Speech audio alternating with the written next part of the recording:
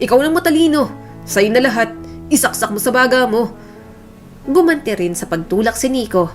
Ano bang problema mo? Kuya, para sa nanggalit mo? Nakakainis ka na. Wala akong sinasabing ganyan. Gusto ko lang tumulong sa'yo.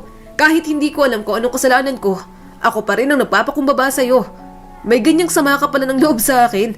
Sana mga bata pa lang tayo. Pinabayaan mo na ako. Nanginginig sa galit si Cesar. Sana nga pinabayaan na lang kita. Para hindi na kita problema ngayon. Buong buhay ko, ako na lang palagi ang nagpaparaya. Dahil mas bata ka kaysa sa akin? Kahit magutom ako ng mga bata pa tayo, wala akong pakialam kung maubusan ako basta busog ka. Lahat ng atensyon ni nanay, sa'yo na lang palagi.